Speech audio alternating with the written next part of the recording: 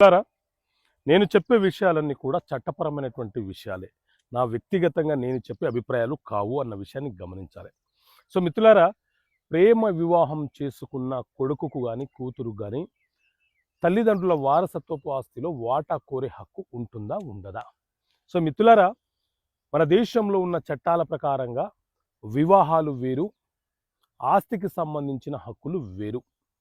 వివాహాలు అనంటే ఒక బంధం ఏర్పడము. ఆస్తి సంబంధాలన్నీ కూడా రక్త సంబంధాల మీద మాత్రమే ఆధారపడి ఉంటాయి.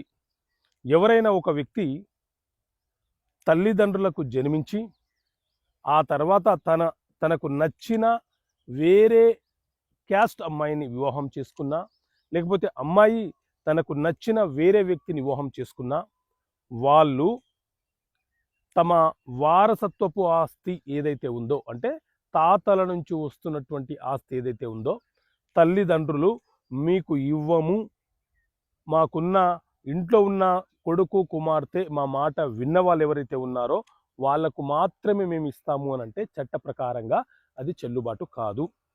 ప్రేమ వివాహాలు చేసుకొని వారి వారి జీవితాలను కొనసాగిస్తున్న ఏ వారసుడైనా వారసురాలైనా తమ తాతల వారసత్వపు ఆస్తిలో వాటా కోరుతూ న్యాయస్థానంలో పార్టీషన్ కేసు ఫైలు